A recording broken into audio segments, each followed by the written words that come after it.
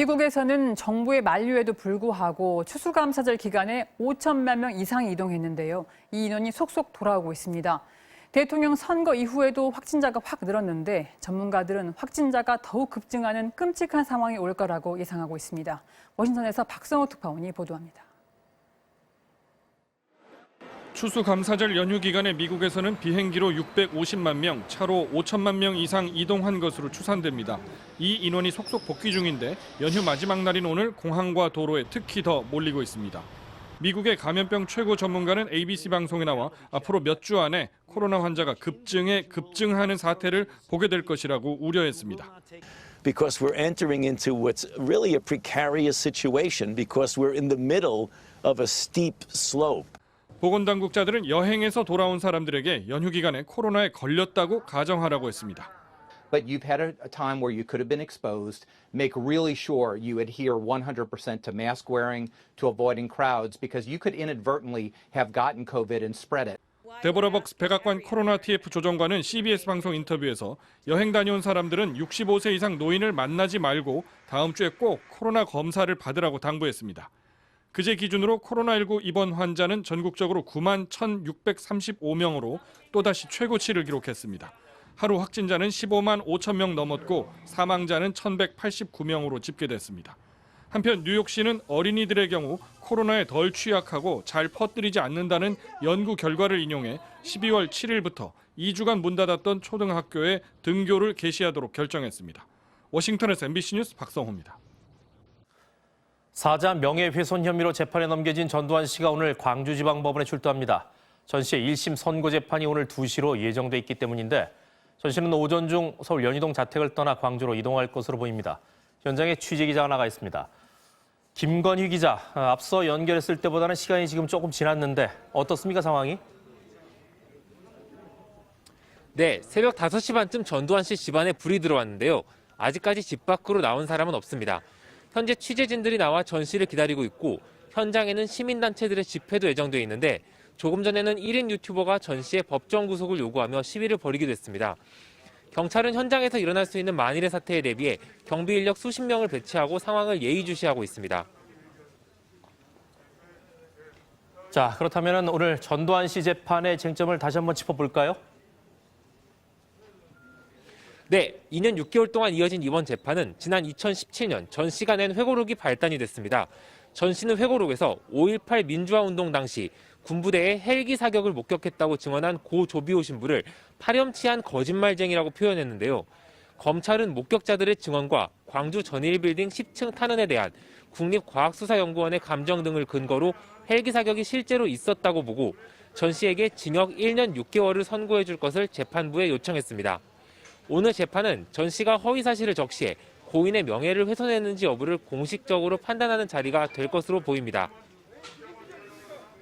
오늘 재판이 2시쯤에 열린다고 예정돼 있으니까 전 씨도 채비를 해야 될 텐데 전 씨가 언제쯤 출발한다는 얘기는 없었습니까?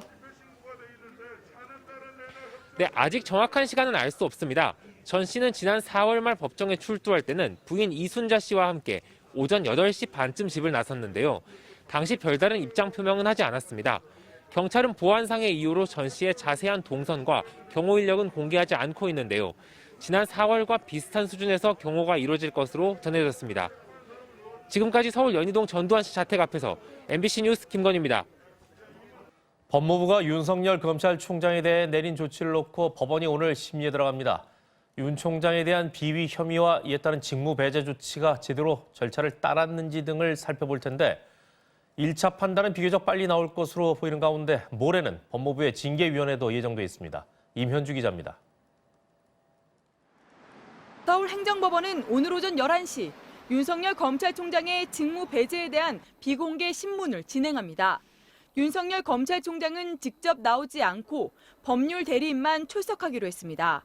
직무 배제 조치를 취소해달라는 본소송에 앞서 당장 직무 배제 상태를 유지할지 정지시킬지 1차적으로 따져보는 재판입니다. 추미애 법무부 장관이 제시한 비위 혐의 하나하나마다 치열한 공방이 예상되는데 윤 총장 측은 휴일인 어제까지도 각 혐의별로 추가 의견을 정리해 법원에 전달했습니다. 감찰과 직무 배제 조치가 적법 절차에 따라 이루어졌는지도 쟁점이 될 것으로 예상됩니다. 검찰 내부 반발은 주말까지도 계속됐습니다. 특히 최대 쟁점인 판사 사찰 의혹을 두고 사안에 관련된 검사들이 입장을 내놨습니다. 사법농단 수사 자료를 사찰에 악용했다는 의혹에 대해 사법농단 공판팀장이 수사 자료를 대검 수사정보정책관실은 물론 다른 어떤 부서에도 제공한 적이 없다고 밝혔습니다. 또 윤 총장 감찰에 참여한 한 평검사는 판사 사찰 의혹 문건이 범죄가 안 된다고 결론 낸 자신의 보고서가 수사 의뢰 과정에서 일방적으로 삭제됐다고 주장했습니다. 이에 대해 법무부는 보고서는 감찰 기록에 그대로 남아있다고 재반박했습니다. 법원의 1차 판단은 이르면 오늘, 늦어도 내일에는 내려질 것으로 전망됩니다. 윤 총장의 업무 복귀 여부에 대한 법원의 판단과 별개로 12월 2일에는 법무부 징계위원회가 윤 총장에 대한 징계 수위를 결정하게 됩니다. MBC 뉴스 임현주입니다.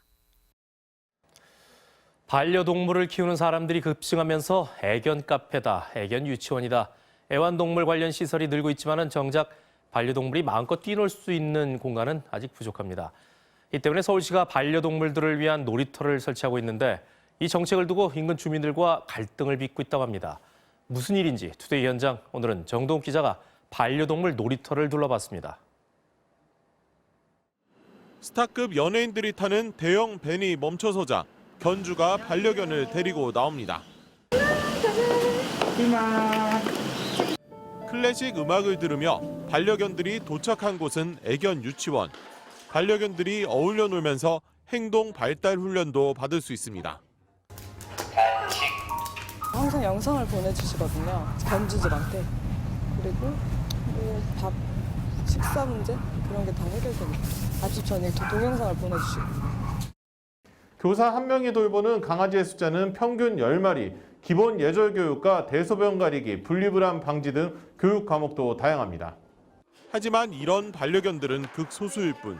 대부분 반려견들은 하루 종일 집안에 갇힌 채 산책 한번 할 기회조차 제대로 주어지지 않습니다. 스트레스 때문에 이상 행동을 보이는 경우도 있습니다.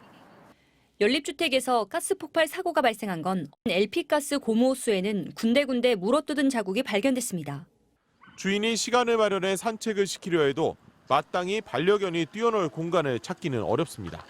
이런 문제를 해결하기 위해 서울시가 월드컵 공원에 조성한 반려견 놀이터입니다. 펜스와 간단한 놀이기구만 갖췄는데도 하루에 100여 명 넘는 견주가 몰립니다.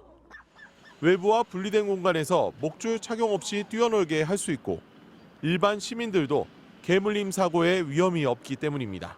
집에만 있으면 이제 좀 짖는 것도 많이 짖고 하는데 이 반려견 놀이터 와서 재미나게 이제 30분이나 1시간씩 뛰고 들어가면은 반려견 놀이터가 인기를 끌면서 서울시는 지난해 25개 자치구 모두에 오는 2022년까지 반려견 놀이터를 조성한다는 계획을 세웠습니다. 반려견 놀이터에 대한 지역 주민들의 접근성을 높인다는 겁니다. 문제 행동이 개선되며 다른 개나 사람에 대한 공격성이 줄어듭니다.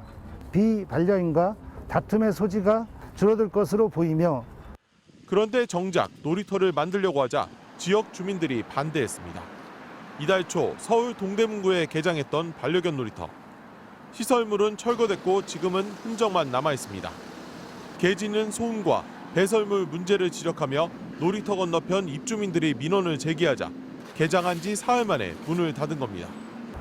밤낮으로 그냥 개들이 시끄럽고 그러니까 주민들이 반대하죠. 처음부터 물어보지도 않았는가 봐요. 주택단지에서는 안 만드는 걸로 알고 있는데 좀 그렇죠. 아무래도 주민들 입장에서는. 주택가 주민들의 반발에 부딪히면서 지금까지 서울시가 조성한 반려견 놀이터는 6곳뿐 하루 최대 반려견 1000마리를 수용하는 수준에 불과합니다. 그나마 민원이 적은 대규모 공원이나 한강 둔치에 설치돼 접근성마저 떨어집니다. 때문에 반려견주들은 가깝고 이용이 편한 펫 카페를 선호하기도 하지만 이것도 갈등을 빚고 있는 건 마찬가지입니다. 말도 못했죠. 시끄러웠죠. 밤에 근무하고 낮에 자는 사람들한테는 굉장히 예민한 거죠. 펫 카페의 경우 개 짖는 소리나 배설물 처리 문제 등 특별한 관리 규정이 없다는 점 때문에 인근 주민과 갈등이 생겨도 해결이 어렵습니다. 반려견 놀이시설이 자리 잡으려면 촘촘한 관련 규정이 마련되는 것과 함께 반려인들의 노력이 필요하다는 지적도 나옵니다.